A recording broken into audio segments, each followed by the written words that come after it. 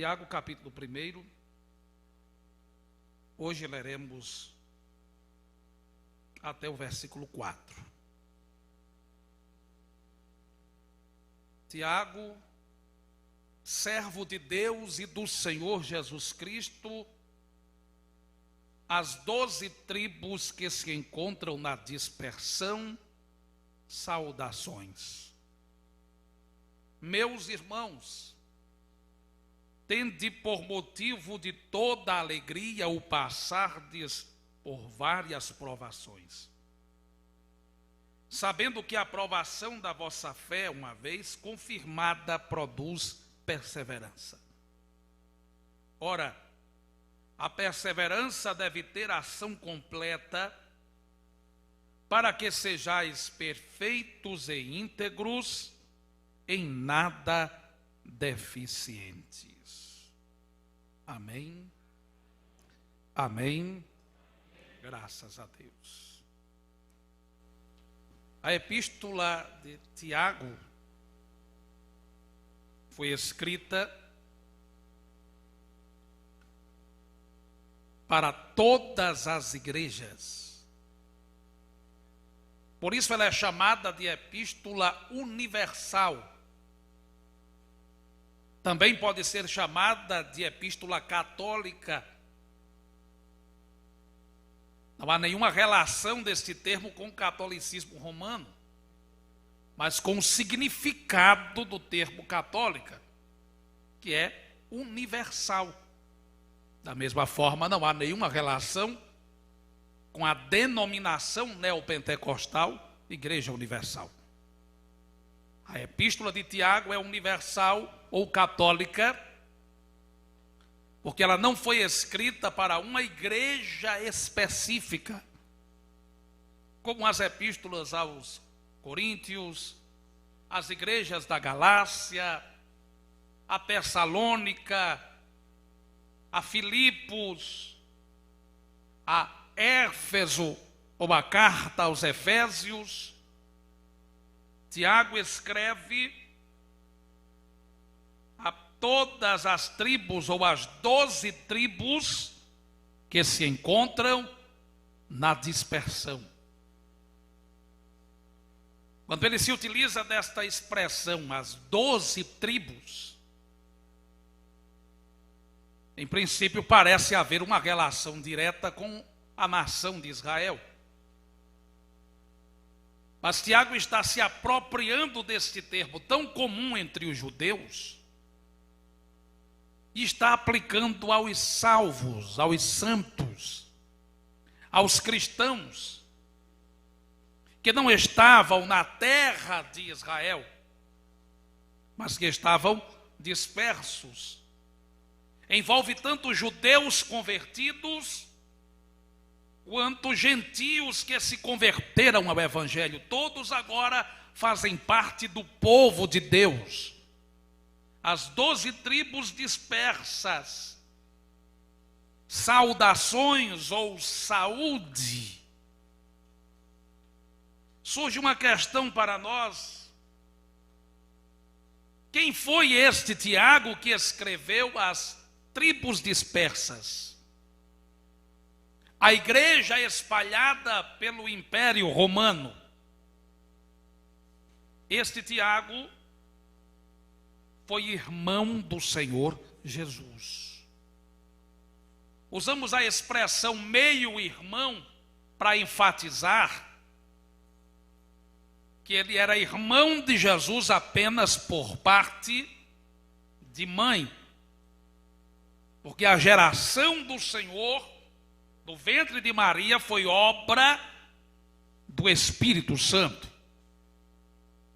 Mas interpretamos como irmão, porque era filho adotivo de José e filho de Maria. Jesus tinha laços afetivos com os filhos de Maria e de José, que nasceram depois dele. Com isso cai por terra uma doutrina católica romana que fala da virgindade perpétua de Maria. Essa doutrina afirma que após ter Jesus Cristo, Maria voltou a ser virgem e não teve mais filhos, ela se tornou imaculada para sempre.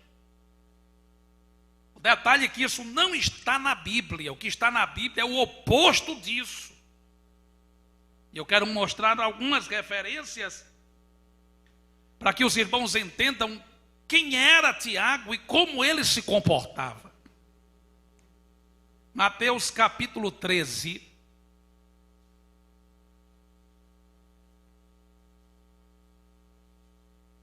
Mateus capítulo 13, versículos 55 e 56.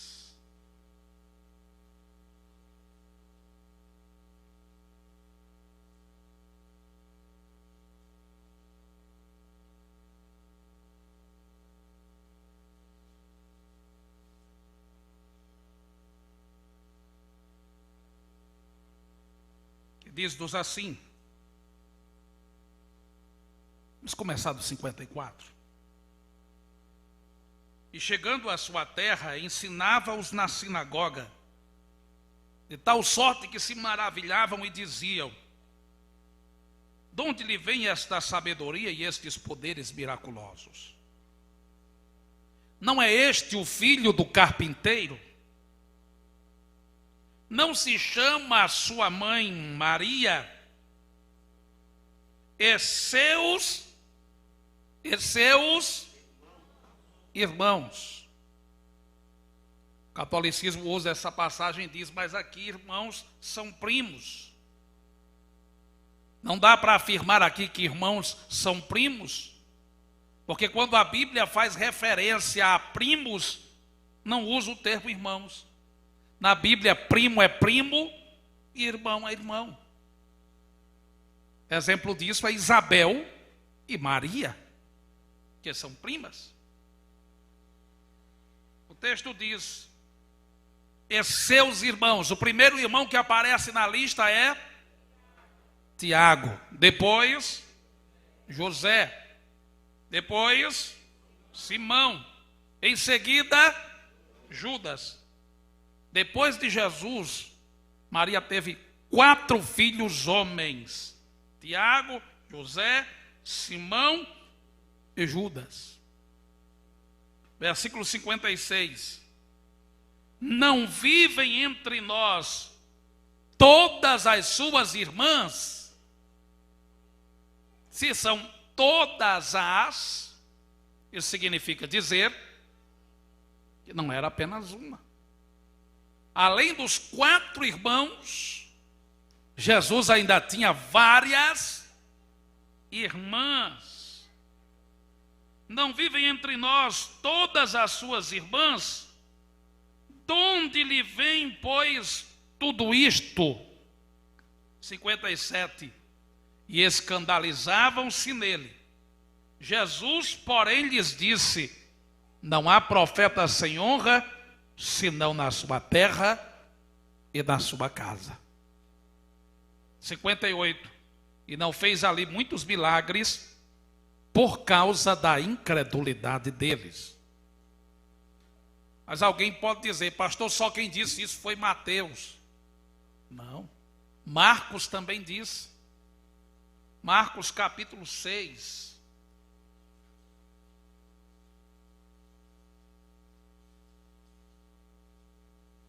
Entendendo que a fonte de Marcos, a pessoa que Marcos ouviu para escrever este livro, foi o apóstolo Pedro.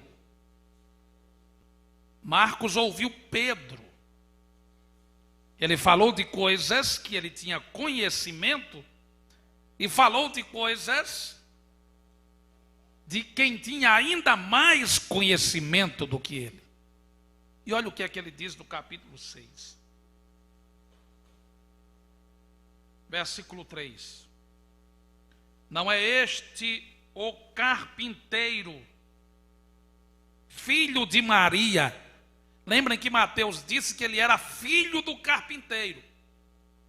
Marcos diz que ele é carpinteiro. Por quê? Porque era comum os pais ensinarem aos filhos os seus ofícios. Não havia crianças nem jovens analfabetos em Israel, porque eles tinham a obrigação de ensinar um ofício e ensiná-los a ler a lei de Deus. Qual era o ofício de Jesus? Carpinteiro. É dito acerca dele, não é este o carpinteiro, filho de Maria, irmão de quem? Irmão de Tiago, José, Judas e Simão. E não vivem aqui entre nós suas irmãs? E escandalizavam-se nele.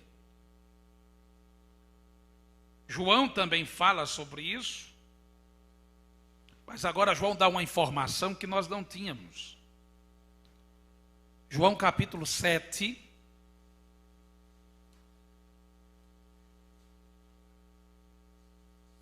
João capítulo 7, versículo 5.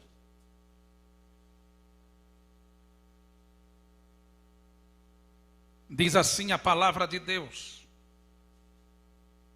pois nem mesmo os seus irmãos criam nele. Tiago não acreditava em Jesus.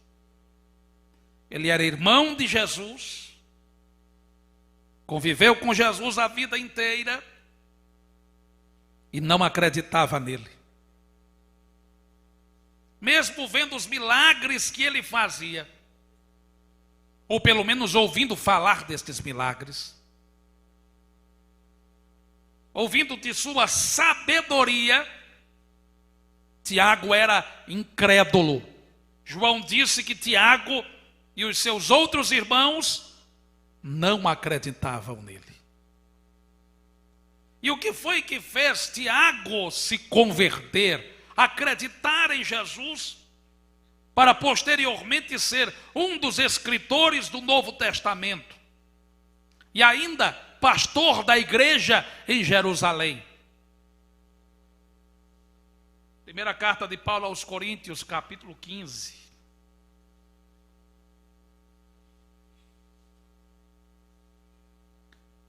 Versículo de número 7.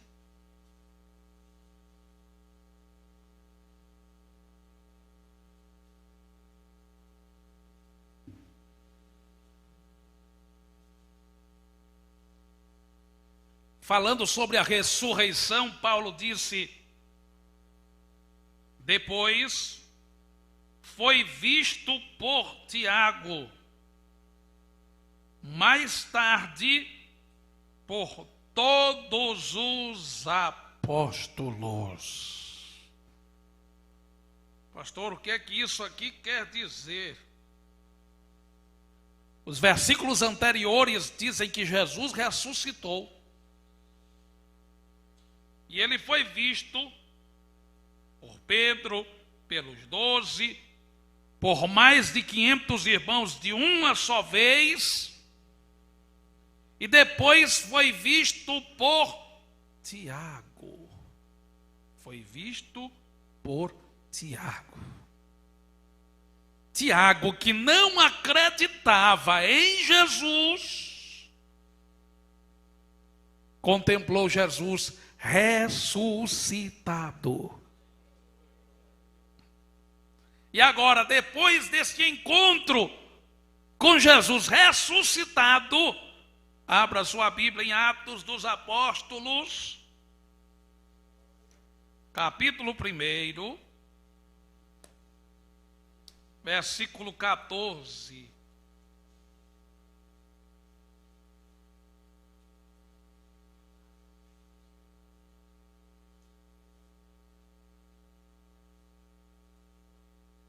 Todos estes perseveravam unânimes em oração, com as mulheres, com Maria, mãe de Jesus, e com os irmãos dele.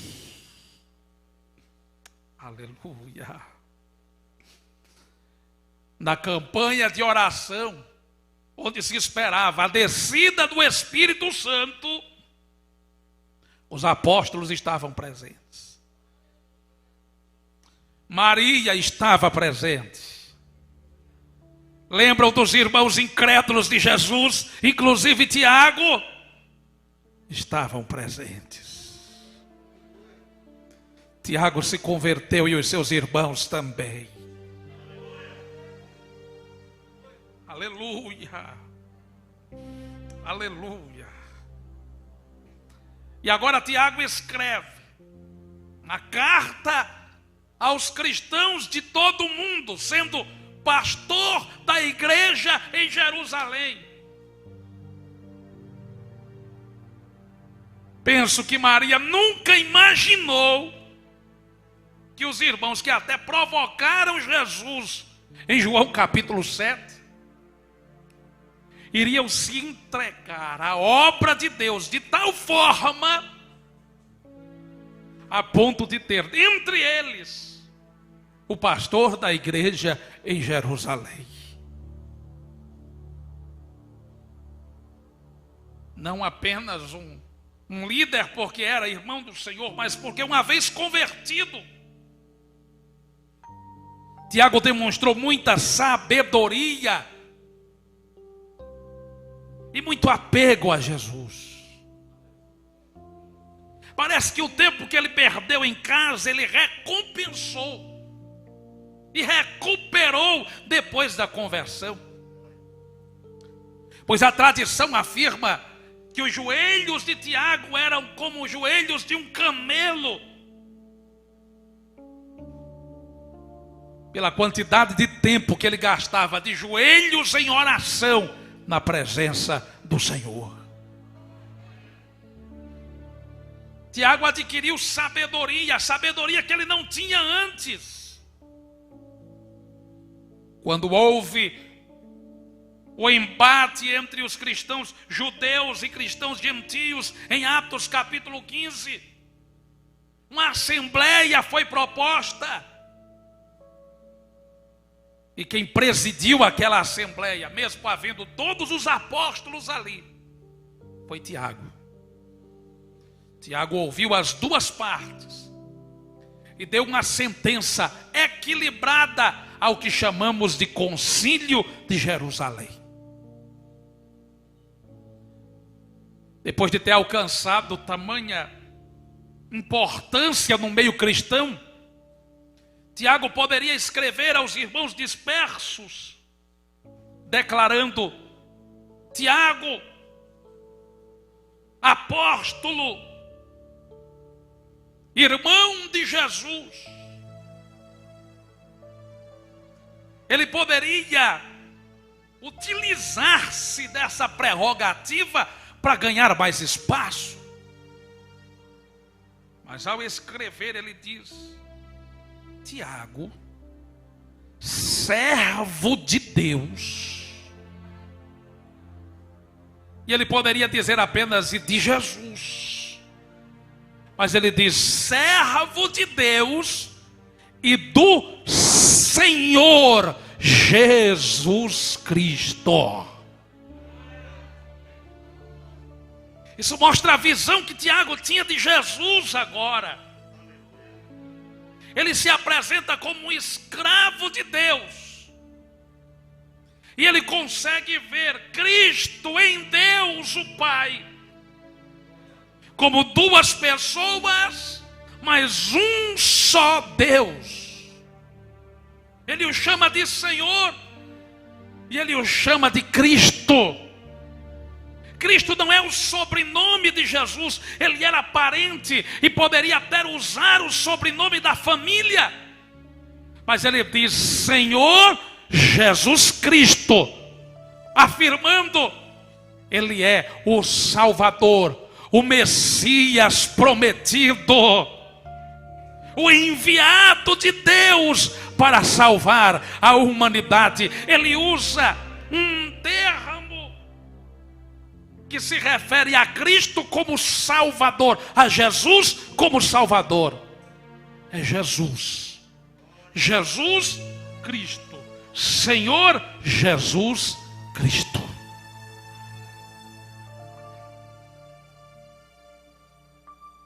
E a temática tratada nestes versículos posteriores, que é o tema da ministração desta noite,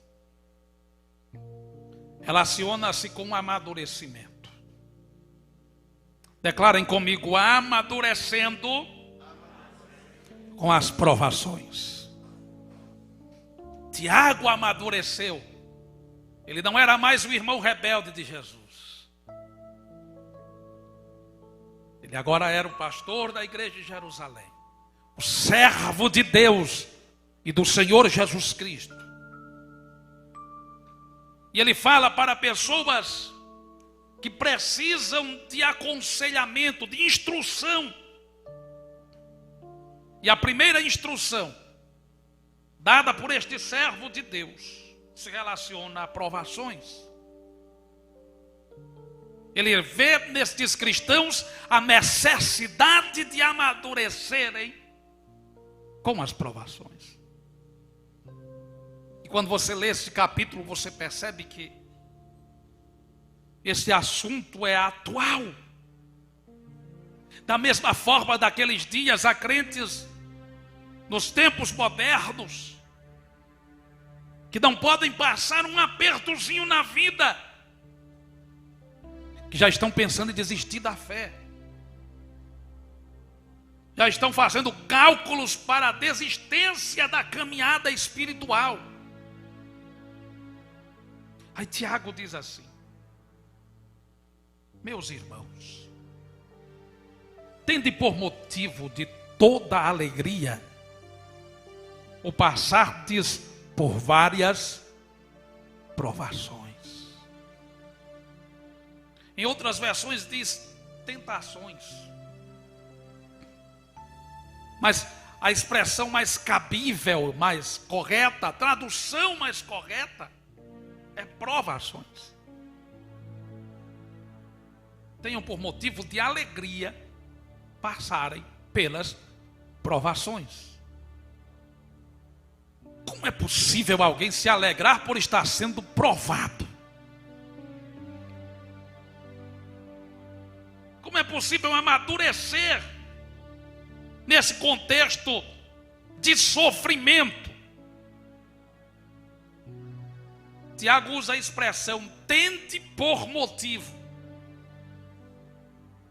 E uma das traduções dessa expressão grega é fazendo as contas, fazendo a avaliação. É como se Tiago dissesse assim: façam as contas e vocês vão se alegrar quando passarem por várias provações.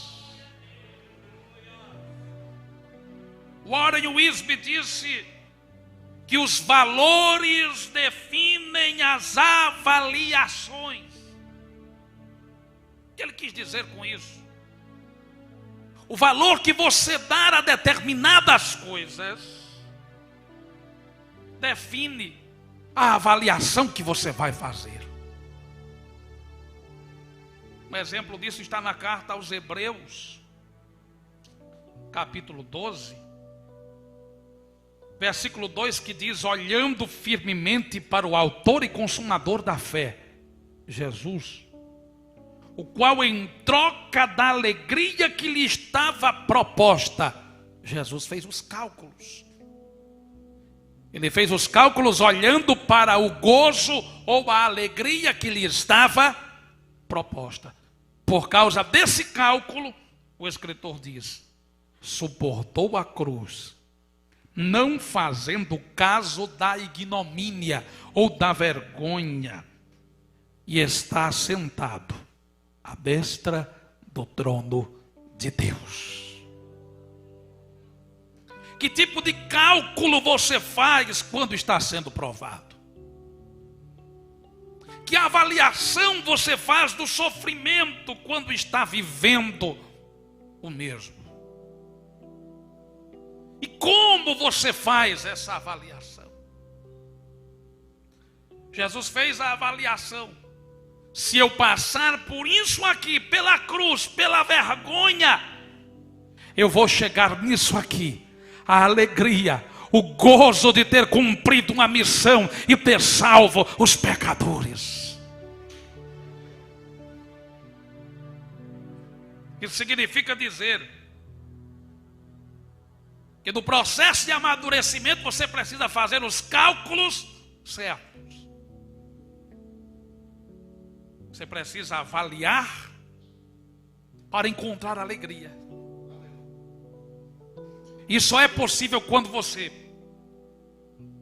se apropria de uma atitude positiva.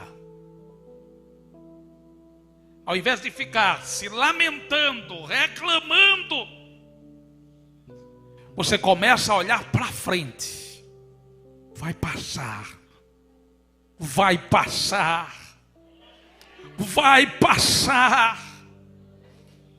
Deus está trabalhando em mim.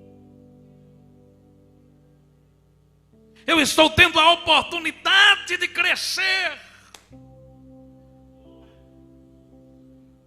Um certo homem, muito impaciente, fez uma oração a Deus antes de sair para o trabalho.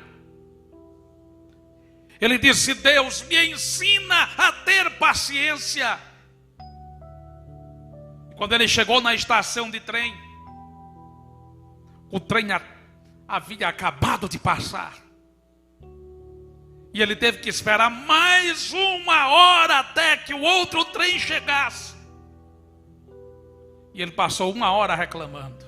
Como é que pode uma coisa dessa? Eu ter chegado atrasado, ter perdido o horário, não ter levantado na hora certa, ter gasto tempo demais em outras coisas.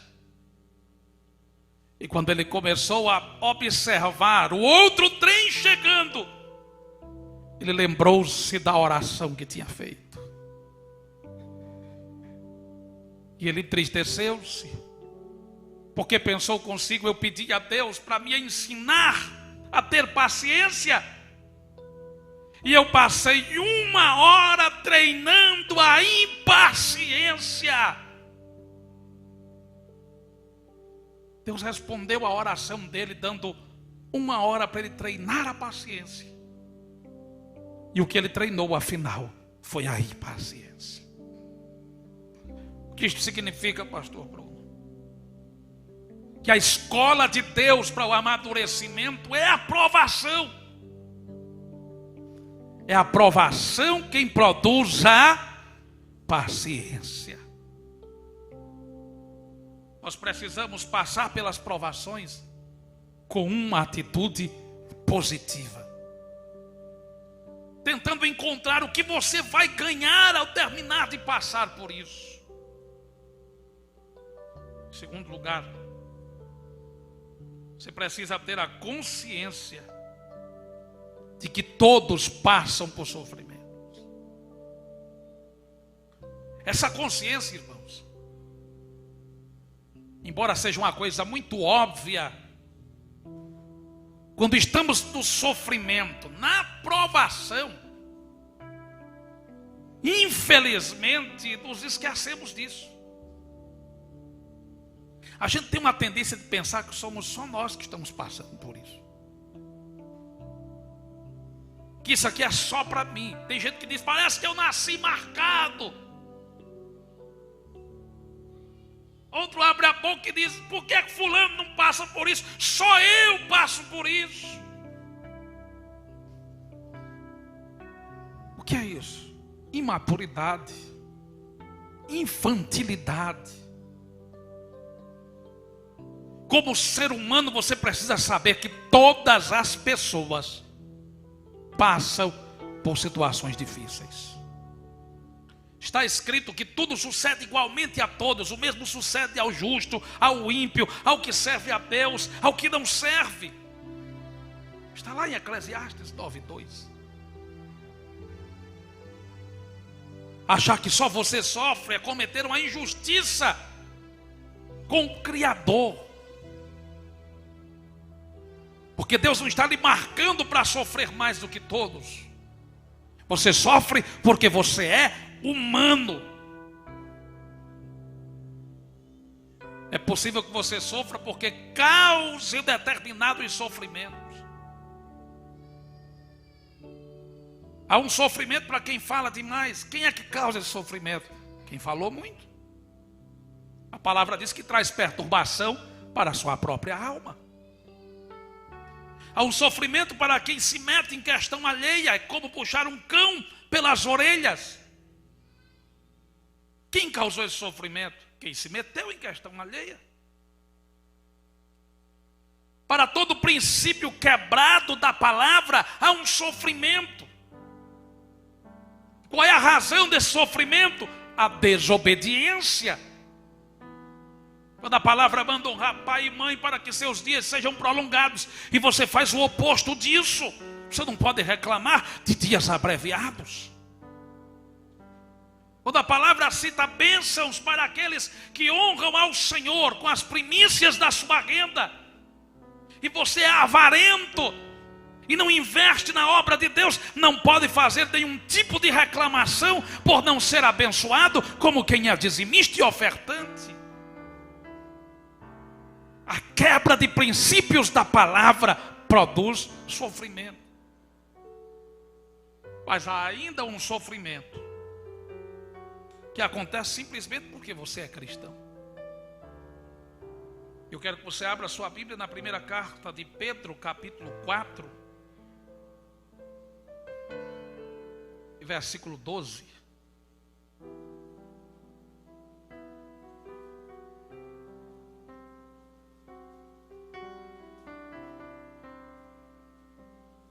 Capítulo 4, versículo 12.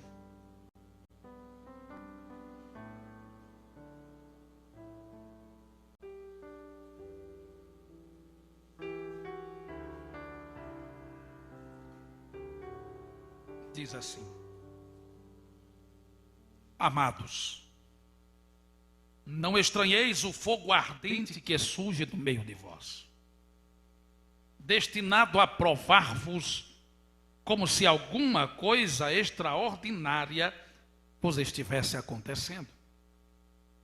Pelo contrário, alegrai-vos na medida em que sois coparticipantes dos sofrimentos de Cristo, para que também, na revelação de sua glória, vos alegreis exultando. Se pelo nome de Cristo sois injuriados, bem-aventurados sois, porque sobre vós repousa o Espírito da glória de Deus. Aleluia. Tenha esta consciência. Avalie o sofrimento com uma atitude positiva, sabendo que não é só você quem sofre, que há sofrimentos porque você é humano, há sofrimentos porque você causa, e há sofrimentos por amor ao nome de Jesus. Mas aqueles que sofrem pelo Senhor, têm do Senhor a promessa de participarem da sua glória. Aleluia. Este processo de amadurecimento com as provações. Qual é a primeira coisa que eu tenho que fazer, pastor Bruno? As contas, a análise, a avaliação, para encontrar alegria no Senhor enquanto está sofrendo. A segunda coisa que você precisa fazer é abrir a sua mente. Como assim, pastor? Abrir a sua mente para a sabedoria espiritual. Grave esta frase desta noite. A prova da fé, a provação da fé, sempre produz alguma coisa. Vou repetir isso, para que isso fique na sua mente gravado. A provação da fé sempre produz alguma coisa. Se a sua fé está sendo provada, é porque Deus está querendo produzir alguma coisa na sua vida. Aleluia. E o que é que Deus quer produzir na minha vida? Romanos 5. Romanos 5.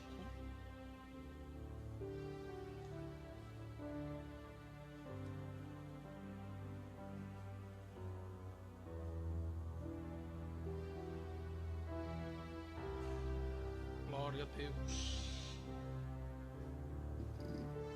Versículo 3. E não somente isto, mas também nos gloriamos nas próprias tribulações, sabendo que a tribulação produz perseverança. E a perseverança, experiência. E a experiência, esperança. A esperança não confunde, porque o amor de Deus é derramado em nosso coração pelo Espírito Santo que nos foi outorgado. Deus está produzindo nesta aprovação, digam comigo, uma fé resiliente.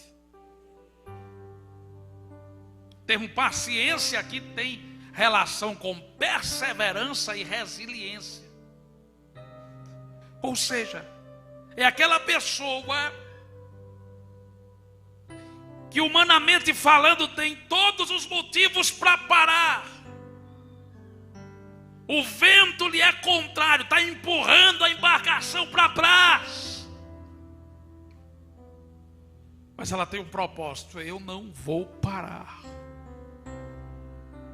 Mesmo que eu ande mais devagar, que eu tenha que dar um passozinho de cada vez, mas eu vou perseverando. Eu não vou me deixar levar, eu continuo. Sabe o que é isso? Resiliência.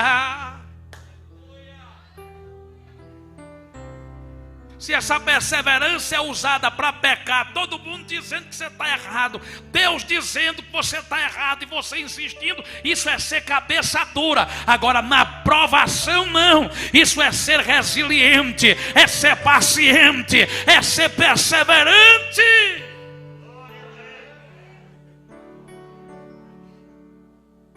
Deus está produzindo isso na sua vida. Uma das características de uma criança é a natural impaciência. Não é assim? As irmãs devem observar o sofrimento das nossas regentes do conjunto infantil. Por quê? Porque naturalmente a criança fica impaciente com 2 horas num culto. Então inventa de beber água, mas não está com sede não, é só para ir lá que está impaciente. E volta. Aqueles que mais comportados e educados possíveis conseguem ficar muito tempo, mas em algum momento vai mostrar que é criança. Ora, se tem até adultos da mesma forma. A criatura é impaciente ao extremo. E você percebe que a pessoa não amadureceu porque é muito impaciente. Às vezes as crianças, quando querem uma coisa e os pais dizem agora não, daqui a pouco eu lhe dou, a criança chora, grita, pula, porque não tem paciência para esperar o daqui a pouco. Não é assim? Na vida espiritual acontece da mesma forma. Quem não amadureceu age com Deus da mesma forma. Quer que as coisas aconteçam imediatamente. Quer resolver do seu jeito, a sua hora. Enquanto Abraão não amadureceu, ele não recebeu o cumprimento da promessa. Uma demonstração da imaturidade da fé dele, enquanto estava sendo processada, amadurecida. foi aceitar o conselho de Sara e se unir a Agar. Impaciente, já passou muito tempo, eu estou velho. Mas Deus tem o tempo dele. E nós precisamos aprender a confiar no Senhor, a esperar com paciência. Então Deus está usando a provação para produzir isso. Uma fé resiliente.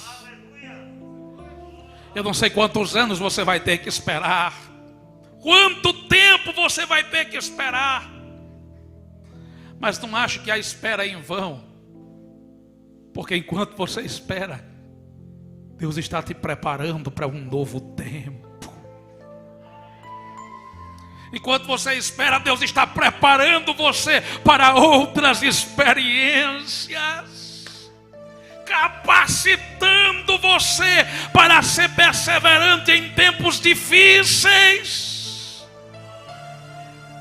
e até para ser referência para as gerações que estão vindo atrás.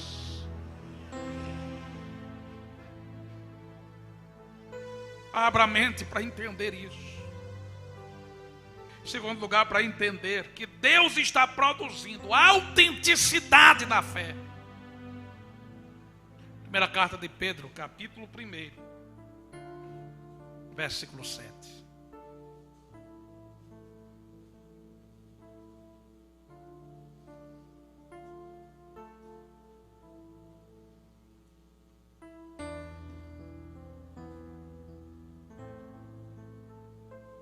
Glória a Deus. Versículos 6 e 7 diz assim: nisso exultais, embora no presente, por breve tempo, se necessário, sejais contristados por várias provações, para que, uma vez confirmado o valor da vossa fé, confirmado o valor da vossa fé. Como é que é confirmado o valor da fé?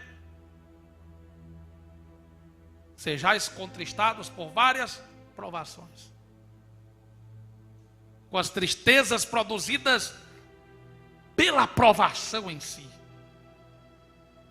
A fé está sendo autenticada. Pedro diz: uma vez confirmado o valor da vossa fé, muito mais preciosa do que o ouro perecível, mesmo apurado por fogo, redunde em louvor, glória e honra na revelação de Jesus Cristo, a quem, não havendo visto, amais, no qual, não vendo agora, mas crendo, exultais com alegria indizível e cheio de glória. Versículo 9: obtendo o fim da vossa fé, a salvação da vossa alma.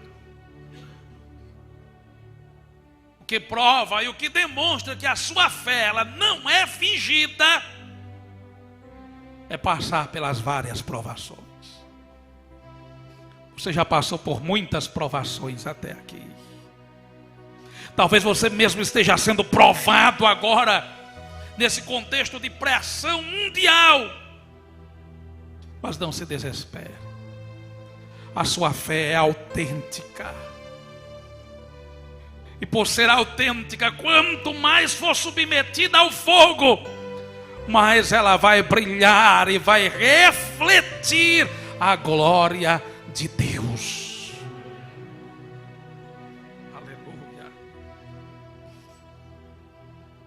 A provação também vai lhe fazer crescer.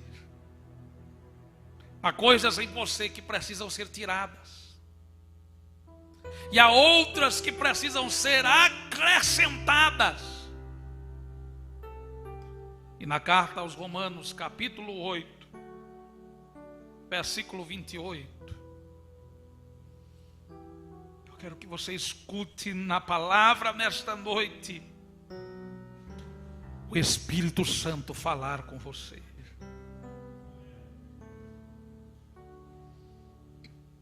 Sabemos que, olha aqui o saber, o abrir a mente para entender. Sabemos que todas as coisas, não, pastor, só algumas, todas as coisas. Uma doença não pode, todas as coisas. O fim de um relacionamento não é possível, todas as coisas. Uma crise financeira não, todas as coisas. Uma porta fechada não, todas as coisas. Uma crise familiar não, todas as coisas cooperam. Todas as coisas cooperam.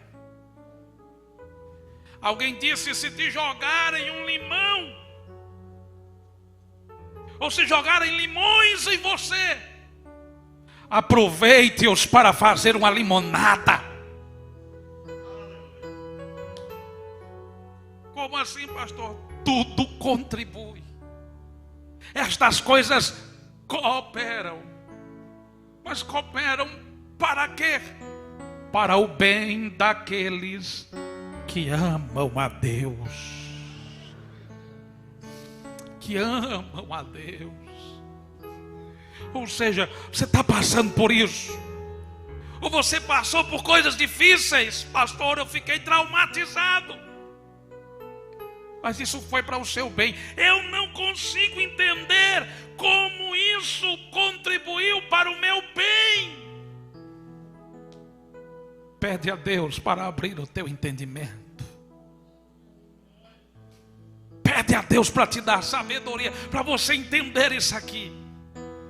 Porque todas as coisas cooperam para o bem daqueles que amam a Deus.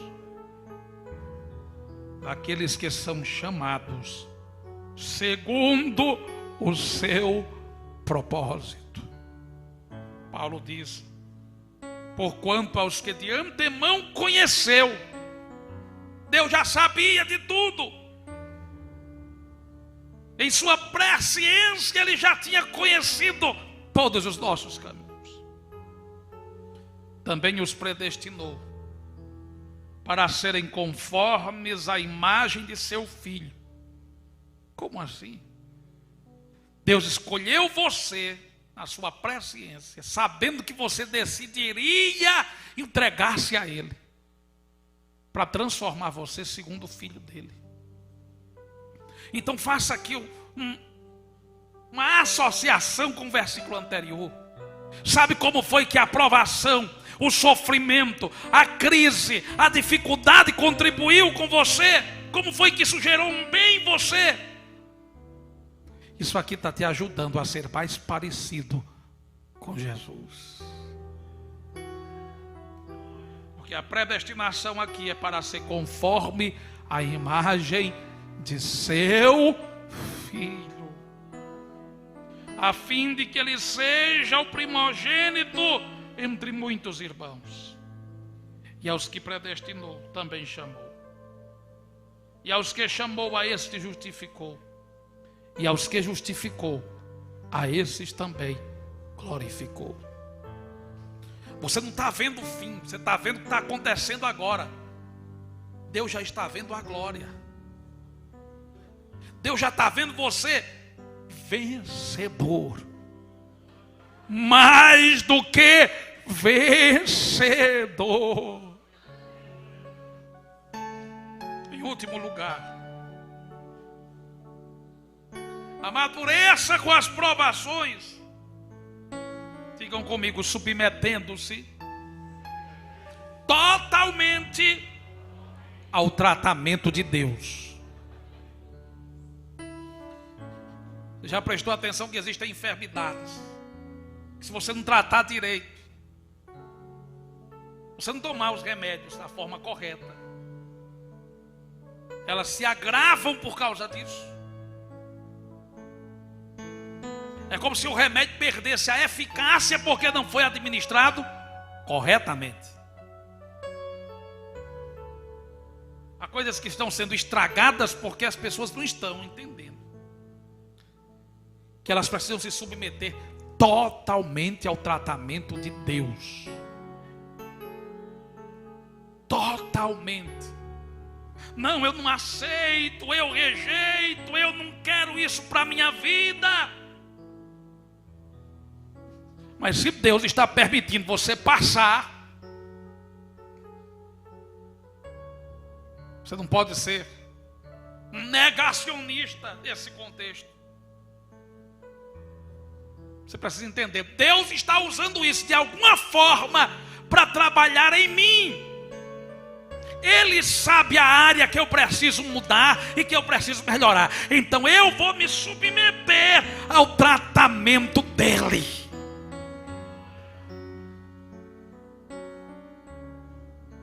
E como é que eu me submeto ao tratamento de Deus, pastor? Vamos voltar para Tiago. Tiago, capítulo 1. Tende por motivo é fazer as contas para encontrar alegria. Versículo 3: sabendo que a aprovação da vossa fé é abrindo a mente para o saber espiritual. A prova da fé sempre produz alguma coisa. Mas o versículo 4 diz: a perseverança deve ter ação completa. É o tratamento completo de Deus. Só tem ação completa se você se submeter. Aí o texto diz: para que sejais perfeitos e íntegros, em nada deficientes. Tiago está apresentando o seguinte: para vocês amadurecerem, a ação tem que ser completa. E a ação é completa quando você não para de servir, mesmo quando está sendo provado. Na carta aos Efésios, capítulo 6 e versículo 6, Paulo faz uma recomendação aos servos que não têm os melhores senhores, não. Os melhores patrões da nossa concepção. E ele disse: sirva estas pessoas como que servindo a Deus de todo o vosso coração. Tem gente que estranha, fulano de tal agora está orando, está lendo Bíblia, está envolvido com as coisas da igreja, mas eu sei o que é que ela está passando, eu sei o que é que ele está vivendo. Como é que a pessoa faz isso? É porque acha que a igreja é o seu refúgio. Não é mais do que isso. Deus é o seu refúgio. E no tratamento de Deus é a perseverança que tem que ter ação completa. Você não pode parar de servir. E você tem que servir de todo o coração. Não, pastor, estou cansado, é muita pressão, eu faço determinadas coisas, não vejo resultado. Sirva ao Senhor de todo o coração. E para terminar, você se submete ao tratamento de Deus quando aprende a sentir os benefícios do desmame. Abra a sua Bíblia no Salmo 131. Salmo 131. Se você puder, pode ficar de pé para ler comigo.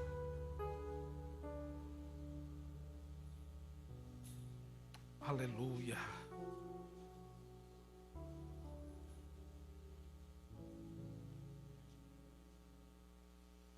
Senhor, não é soberbo o meu coração, nem altivo o meu olhar.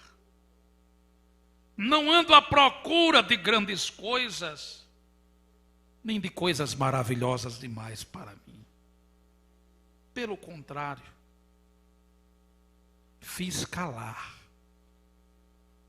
e sossegar a minha alma. Vou repetir essa expressão. Fiz calar e sossegar a minha alma. Como a criança desmamada se aquieta nos braços de sua mãe. Como essa criança é a minha alma para comigo. Pastor, eu quero entender isso. A criança, quando está no processo do desmame, ela tem a sensação de que não é mais amada por sua mãe. Chega a uma determinada idade que a mãe diz: não dá mais para essa criança ser amamentada. Primeiro porque este leite não tem a mesma eficácia de quando era menor. Segundo, essa criança precisa amadurecer. É anormal, é incomum, é estranho. É traumático uma criança, de repente, com 5 anos, sendo amamentada. Se você vir uma coisa dessa, você acha estranho. Há algum distúrbio ali. 5, 6, 7 anos. Por quê? Porque não há mais idade para amamentação.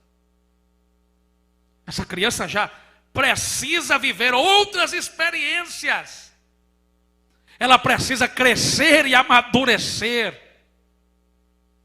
Mas essa separação, ela é dolorosa. E o salmista está dizendo: é assim que eu me sinto. Mas é assim que eu me sinto nos braços da minha mãe. Porque mesmo não tendo mais acesso à experiência da amamentação, essa criança se sente segura porque está nos braços da mãe. O salmista está dizendo: eu sou esta criança. Eu sinto a dor da provação. Eu sinto a dor do amadurecimento, do crescimento. Mas eu me coloco nos teus braços como uma criança desmamada no braço ou nos braços da sua mãe. E quando eu faço isso, eu faço a minha alma se calar e se sossegar. Eu encontro alegria e refúgio em Deus. Essa aprovação não é para destruir você. Você vai crescer, você vai amadurecer. Mas você pode desfrutar nesta noite dos braços amorosos do Pai. Quando apertar, você pode dizer: Senhor, eu estou aqui como criança desmamada, sentindo a dor da separação, porque tem coisas que Deus quer tirar da sua vida, e vai ser como um processo de desmame. Você vai sentir, você vai chorar, você vai pensar que Deus não está te querendo bem, mas é o desmame, é para você se desapegar, é para você crescer, é para você amadurecer. Mas Deus nunca vai negar os braços para você, nunca vai faltar auxílio, refúgio e conforto dos seus braços. Levante a sua mão para o céu e adore a Deus nesta noite. Aleluia. Quando isso passar, você não vai ser a mesma pessoa, você vai crescer. Quando isto passar, você vai aprender a confiar no Senhor em tudo. Você vai olhar para trás e vai dizer: as provações serviram para Deus me desapegar de certas áreas da minha vida que precisavam ser tratadas. Deus está trabalhando em você. Recebe graça de Deus nesta noite sobre a tua vida. Ora, filhas, sévias, filhas, sai. Ah, se te veias, filha, nasce te refácia. Aleluia. Deus te desapega das coisas, mas não te desapega dele. É nele, nele, nele, nele que você vai vencer.